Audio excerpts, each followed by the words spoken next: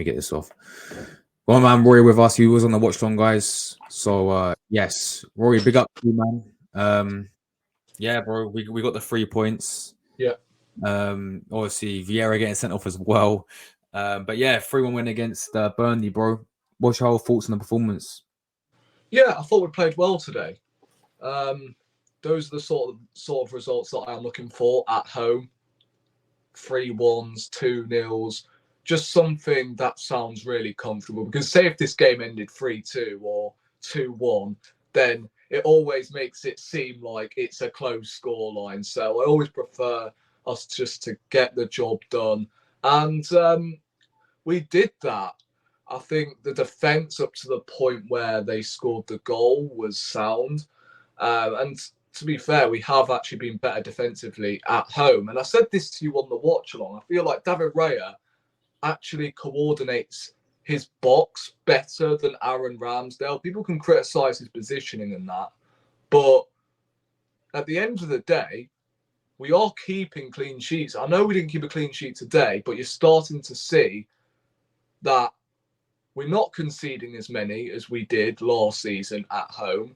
And, mate, he kept us in the game in the opening 20, 25 minutes. So, yeah, I think people need to give him the respect he does deserve. Because at the end of the day, he's playing for Arsenal Football Club. And you are going to start off nervous, aren't you?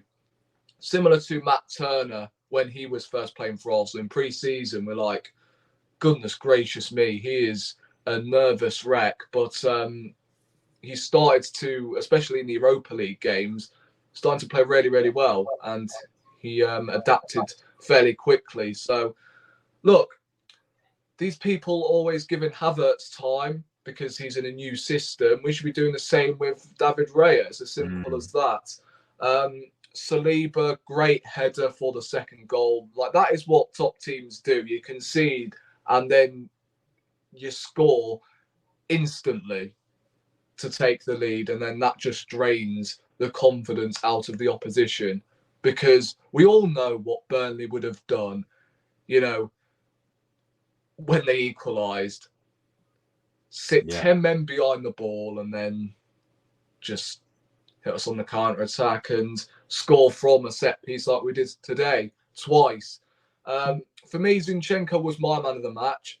I know it's up for debate. Trossard got a goal and an assist, but I don't know. Something was up with Zinchenko's performance that made me go, yeah, he's definitely onto something. And you know what? I mentioned this on my match reaction earlier, that Arteta may have a new position in place for Zinchenko, because against Sevilla, I think he brought off Tomiyasu, brought Kivior on, and then shifted Zinchenko to a more attacking role. I know we kept saying, is this guy playing striker? I'm pretty sure Arteta's plan in the near future with Zinchenko is to push him in that number 10 role where Havertz has been playing. And I don't know how I feel about it, but that was like a striker's finish for real. I mean, yeah, I mean, that finish was insane. I mean, like, bro, that was like a karate chop finish into the top corner. Yeah.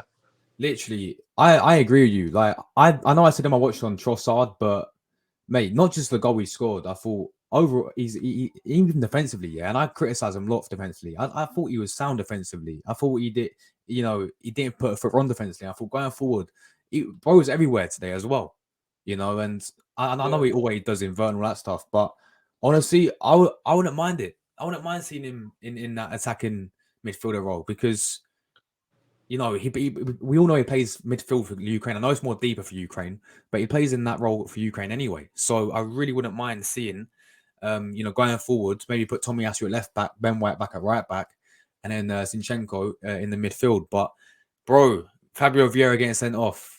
Thoughts on that red card, man? I don't think it's a red card. I think it's a yellow at best. But based on the laws of the game, fair enough, it is a red card. Luckily, it didn't cost us at the end of the day. But, nah. This is the same ref That didn't send off Mateo Kovacic for a worse challenge, right?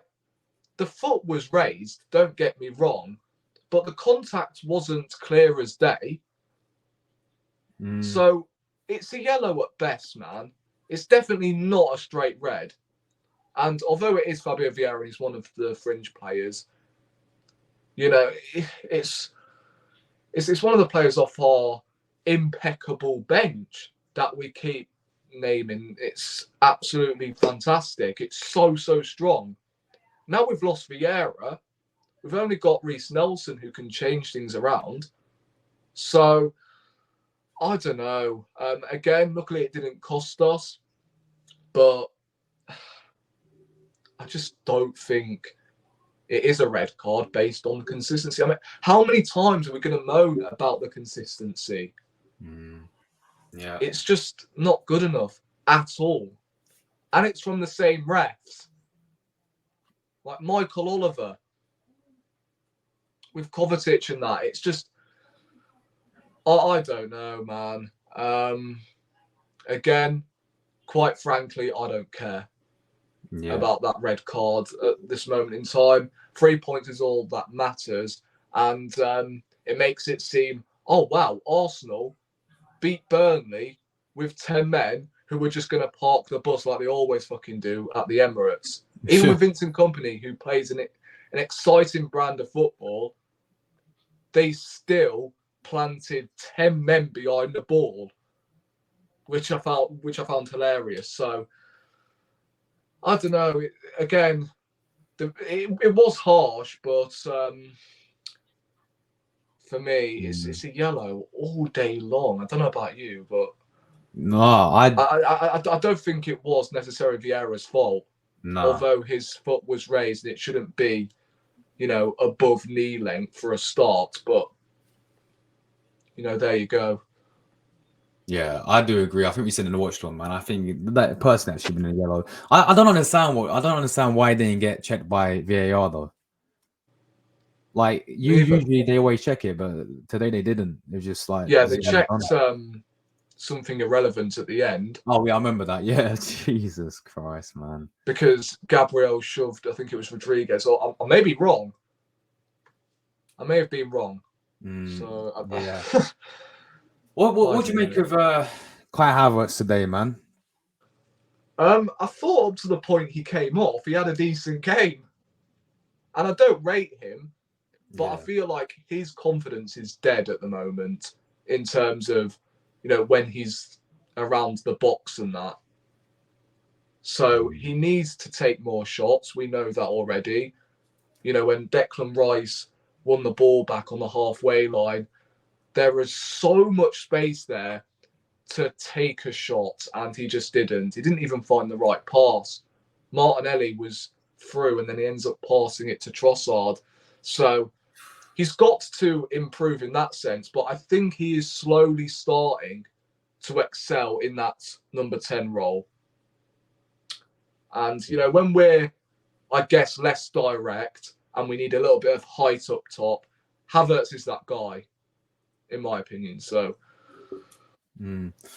look, international break now. I said this at the start. Personally, I think it came at a good time considering with all the injuries we've got. Because now Vieira's gone as well. I mean, you look at that bench, man. It's like it's another one that's gone off the bench. And, we've got a tough game as well against Brentford. But hopefully we've got the likes of Odegaard back for Brentford. Because we're just screwed of injuries, innit, at the moment. Yeah, I know, right? But at the end of the day, we always get punished for saying it how it is. Oh, injuries, whenever we play against a big team, we mention injuries. Oh, you're overreacting. Everyone has injuries. Yet everyone defends the likes of Tottenham, for example. Like Man United, although they are crap at the minute. Yeah. And, they've spent close to £1 billion under Ten Hag in 2 windows. So, look, it is frustrating, but that should give Arteta and Edu the hurry to then strengthen in January.